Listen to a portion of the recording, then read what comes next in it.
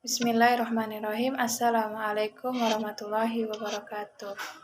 Perkenalkan, nama saya Nadila Noviurni, kelas 4A, jurusan Pendidikan Agama Islam. Di sini saya menjelaskan tentang administrator, di mana kepala sekolah itu sebagai administrator sekolah.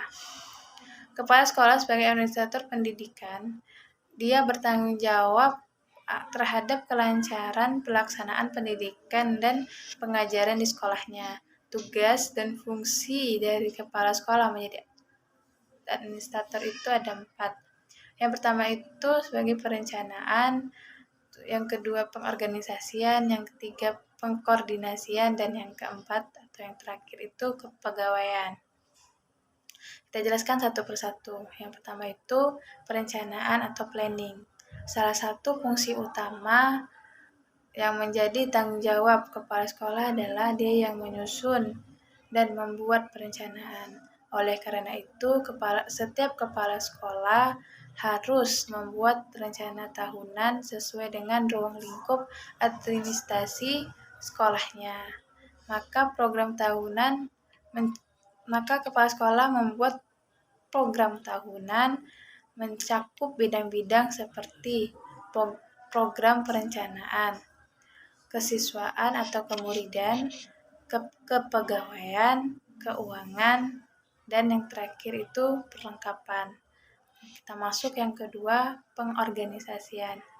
Organisasi adalah sekumpulan orang yang bekerja sama dengan terstruktur dan mencapai tujuan bersama. Organisasi di sini sebagai wadah tempat melakukan kegiatan-kegiatan administrasi. Kepala sekolah sebagai administrator pendidikan perlu menyusun organisasi sekolah yang dipimpinnya, dan dia yang melaksanakan pembagian tugas dan wewenang kepada guru dan pegawai di sekolahnya.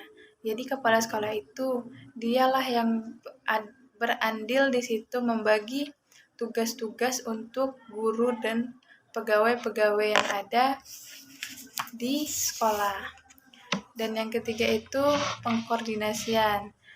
Nah, di sini ada bermacam-macam tugas dan pekerjaan yang dilakukan oleh banyak orang, seperti tergambar di dalam struktur organisasi sekolah.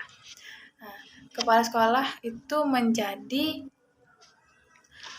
menjadi pemimpin dan pengarah dalam suatu organisasi itu, dan dia juga yang membagi tugas-tugasnya itu yang dalam koordinasian ini, karena dia yang menghandle semuanya, dia yang mengkontrol semuanya. Dan yang keempat itu kepegawaian.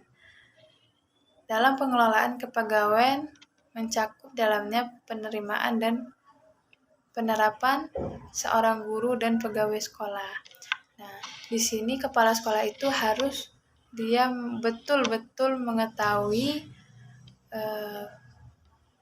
orang yang direkrutnya untuk masuk ke dalam suatu sekolah atau suatu lembaga. Karena apabila seorang kepala sekolah itu tidak mengerti dengan administrator ini, nanti kepala sekolah itu akan salah pilih atau salah rekrut. Misalnya kepala sekolah itu merekrut seorang guru yang lulusan S1-nya itu dia pendidikan agama Islam, tetapi kepala sekolah itu menempatkan dia menjadi guru IPS atau guru matematika. Itu tidak pada tempatnya. Dan apabila dia merekrut seorang pegawai,